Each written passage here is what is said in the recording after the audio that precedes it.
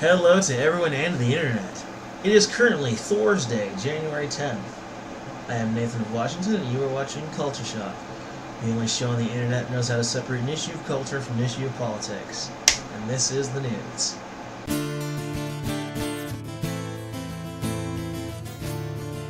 Alright everybody, so the Yellow Vests have found a new non-violent protest method, and it might actually be fairly effective.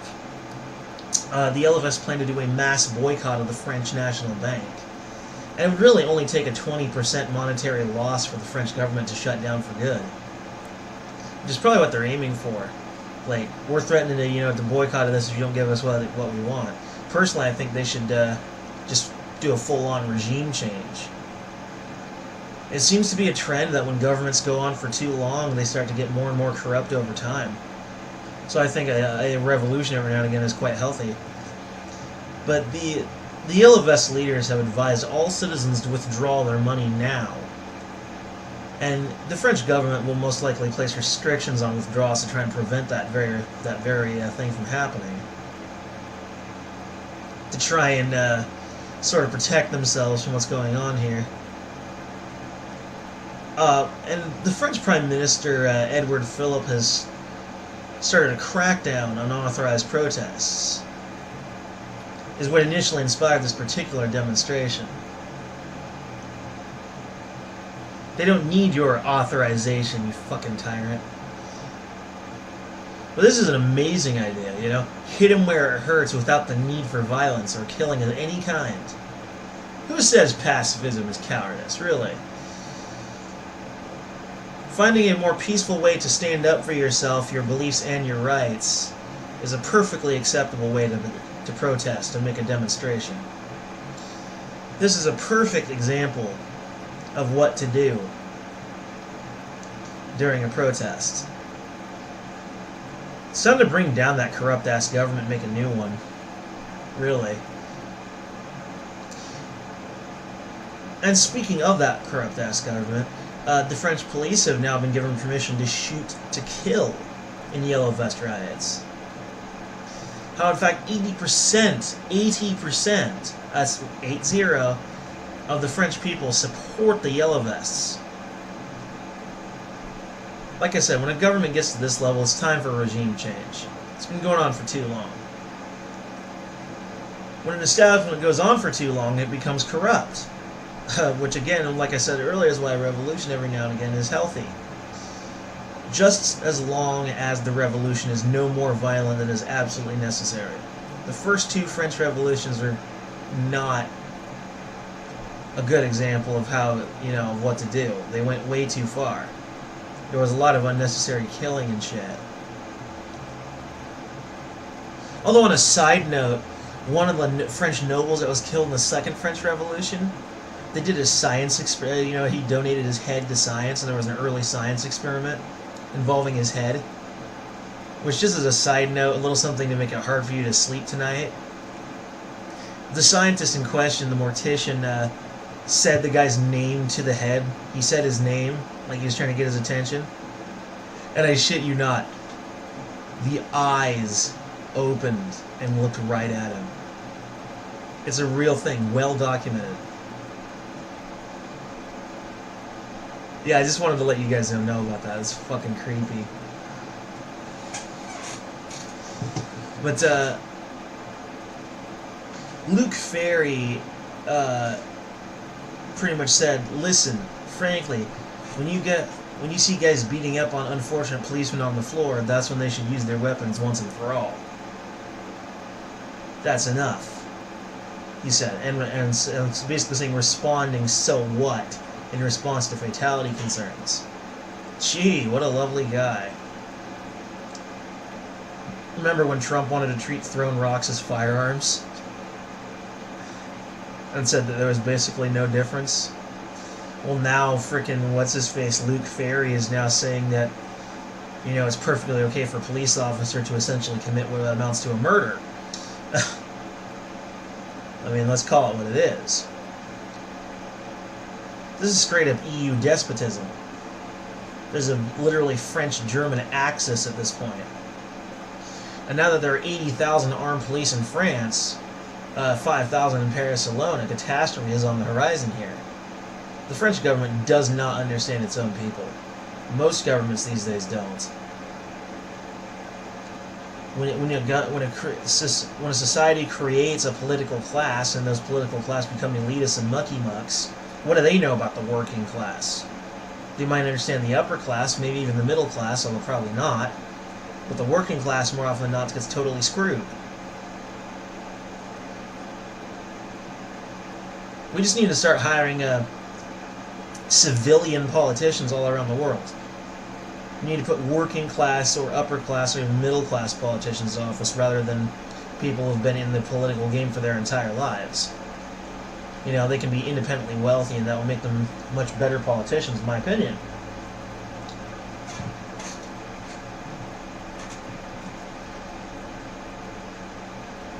But bottom line is, this is inviting what could potentially be an absolute slaughter.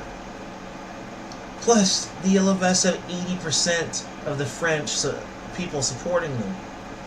Who do you think's really going to win here? You start shooting these people, they're going to hate you for all time. They probably have husbands and wives and daughters and families and sons and cousins and shit. I mean, somewhere down the line, someone's going to despise you. They've gone too far, and it's time for it to end. It's time for the French government to end. They've crossed the line. I'm going to now read you an article that I'm not sure what to make of. I still don't know what to think of this, but they're saying that the California wildfires were caused by, last November, were caused by directed energy weapons, or DEWs. And these are very highly credible California firefighters saying this, that what it essentially amounts to lasers caused it, like fucking lasers, like in a sci-fi movie. So, like I said, I don't know what to make of this. I mean, although I do believe in the aliens, so, I mean, nothing too weird for this show, folks. Nothing too weird. The anomalies of the fires were largely ignored by the mainstream media and were only reported by a small handful of independent websites. ForbiddenKnowledgeTV.net reports fires are observed burning at temperatures at least 3 times hotter than an average house fire, hot enough to melt aluminum and glass, reducing homes to pure ash, yet leaving plastic trash cans beside them untouched. Most of us are familiar with how microwave ovens heat and interact with foods, and how this differs from the effects of thermal or convection ovens. We know that plastics are microwave safe, whereas metals explode violently when subjected to microwaves. The effects of the NorCal fires of the past couple of years have been widely observed as to resemble the effects one might expect to see from directed microwave radiation, or MACERS. MACER is the acronym for Microwave Amplification by Stimulated Emission of Radiation. Likewise, LASER is the acronym for Light Amplification by Simulated Emission of Radiation. Wow, I didn't know LASER was an acronym. Cool. Both MACERs and lasers are forms of amplified coherent electromagnetic radiation, and both frequency ranges are used in various directed energy weapons, DEWs. DEWs are a newer class of weapons that are starting to come into wider use. The supposedly Shelley YouTube channel interviewed retired California firemen John Lord and Matt, last name withheld, about the anomalies they've observed, and both were left to conclude that DEWs were involved. The firemen reported that plastics attached to metal completely melted, while plastic standing alone withstood what must have been extraordinary heat. Other investigators observed how guardrails caught fire at the points where the metal bolts connected to the woods. DEWs could produce these effects. DEWs can be invisible and inaudible, be immune to gravity, wind, and Coriolis, C-O-R-I-O-L-I-S forces. Travel at light speed and have near infinite range, and thus be suitable for use in space warfare. Straight up sci-fi shit. Hashtag Space Force. Be land-based. mounted on planes, drones, satellites, or Boeing X-37s, and have pinpoint accuracy. One disturbing effect mentioned by the firemen that I had seen until I saw this video was the anomalous scarring along large swaths of forest with the rest untouched. The question, of course, is why the innocent populace of Paradise would be the target of a diabolical stealth attack using advanced weapons, and by whom. Rumors swirled about a high-speed railway and gold reserves discovered in the Paradise area. But the most pervasive rumors involve the UN's Agenda 21 action plan, and a globalist plot to declare designated areas unfit for human habitation, to deny property rights, to undermine U.S. sovereignty, and to herd any survivors into megacities with the goal of subjugating humanity into an eco-totalitarian regime. Oh boy, now we're getting weird. Now we're getting weird. While crazy sounding and unbelievable, one cannot deny that... Yeah, crazy sounding and unbelievable. Gee, you think? One cannot deny that mainstream media hosts were heard casually discussing whether people should be allowed to rebuild in Paradise. Last Wednesday, the missing persons call center for those who were unaccounted for during the campfire was closed down. Butte City County officials were able to locate 3,200 people, 3 individuals still considered missing. According to the sheriff's office, 4 victims have not yet been named. Deputies said the campfire was the deadliest fire in California's history, claiming 86 lives. So while this seems a little silly and a little crazy, I mean, the thing about this, the bizarre scarring in the forest does kind of leave one to think. Like, I don't know about the train thing or the gold pile, because that literally could have been anything. That seems completely unrelated. That seems mutually exclusive, so there's no reason to think that it is in any way connected. Although whoever owned that gold would certainly have enough money to afford lasers like that, but still, I mean, I hate the globalists too, and I definitely think that there's a secret agenda somewhere in there. But,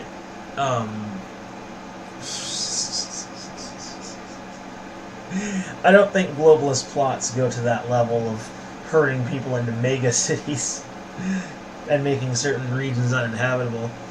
I don't see that being a believable part of the globalist agenda. Lasers are only one possible conclusion out of many.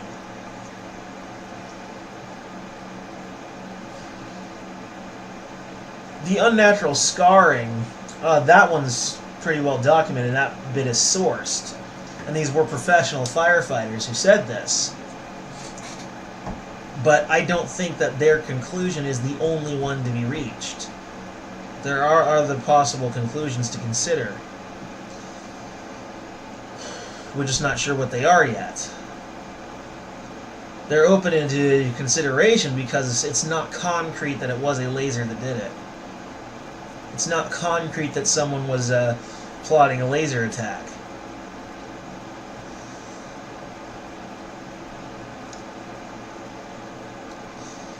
It's possible that it could have been a vigilante slash and burn. Like some citizen or group of citizens with armed with some form of high power melee weapon of some sort went in and just started chopping trees and did a slash and burn type sort of thing, you know? Like they came in with tools and instruments that I originally called melee weapons. Yeah, getting a little crazy here. And did a civilian slash and burn without permission to do so, and that's what caused the wildfire. That would fit the facts just as easily as the laser theory. So, I mean, the train thing with the gold seems completely unrelated, so there's no need to really take that into consideration. Unless you can connect the two together, at least in theoretical terms, then it's pointless to even make that connection. Absolutely pointless.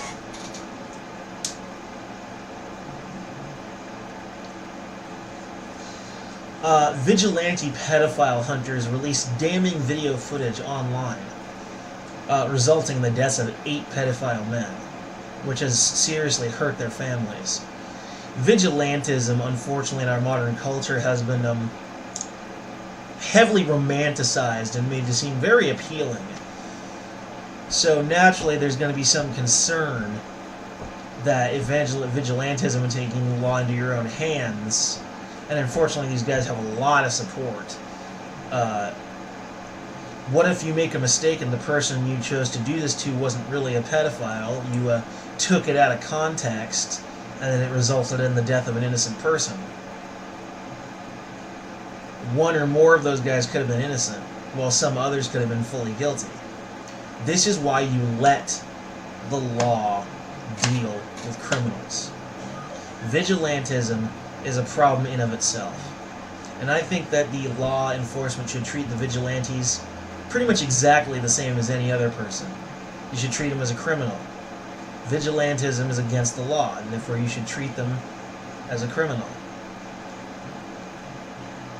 I mean, one of the guys, and think about the butterfly effect here. One of the dudes is found out, commits suicide when he was found out, and his daughter became so depressed that she literally killed herself. Were they thinking about that? Of course not. Because all they're thinking about is the immediate consequences. They're not thinking big scale at all. They're not even remotely considering what may happen. Standard legal arrest, trial, and imprisonment is far better than allowing vigilantes to just go around. And think about these guys, at some point they might go around killing people. What if someone out there decides to just look at America's a registered sex offender list and decides to go down the list killing everyone on it? Because I don't really realize this, but there's people out there who are just crazy enough to do it, to try it. Bottom line is, this kind of vigilantism simply cannot be allowed. Absolutely not. Unless you are a trained private investigator, you shouldn't be anywhere near a case like this. Screw you guys.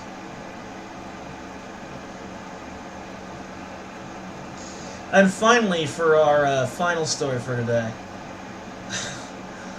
Intergalactic radio signal found. Repeats 6 times at low frequency. This particular galaxy is 1.5 light years away, so it's relatively close.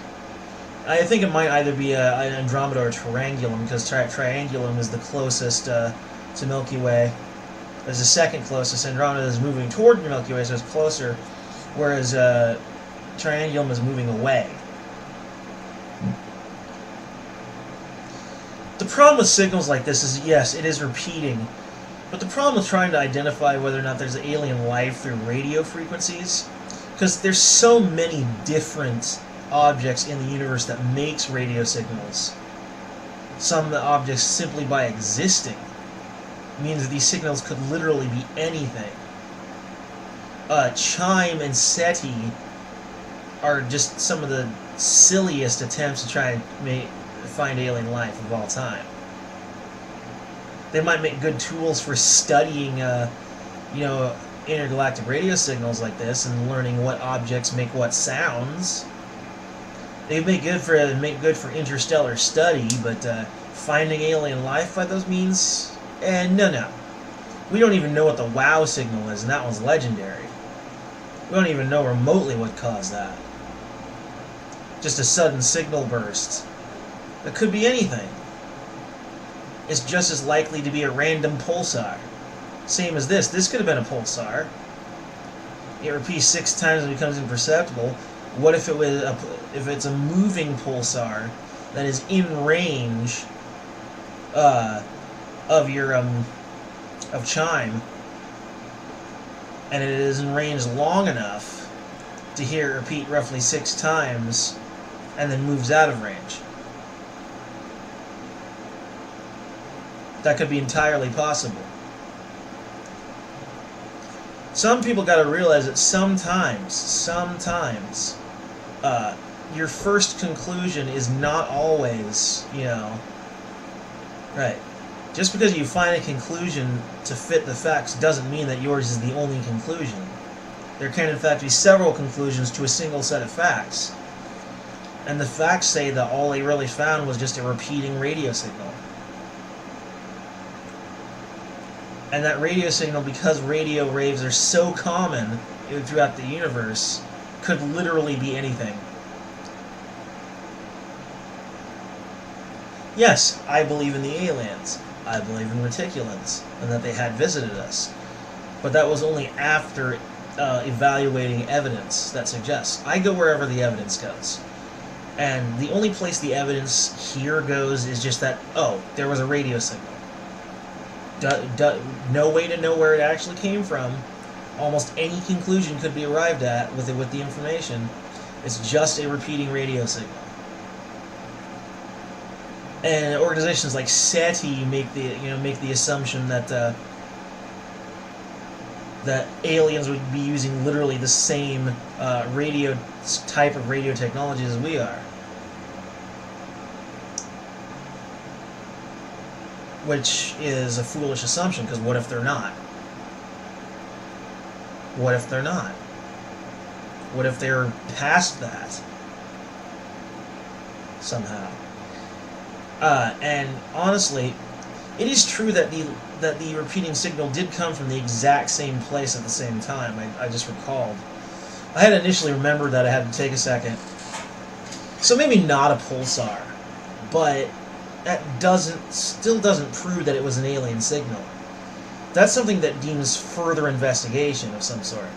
Of course, what are we going to investigate it with exactly? What means do we have?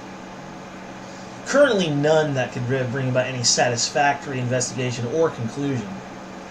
Yet. But given time, it may be possible in the future to possibly visit the signal location and find out what exactly was going on. But it still doesn't absolutely prove that it was a directed alien signal.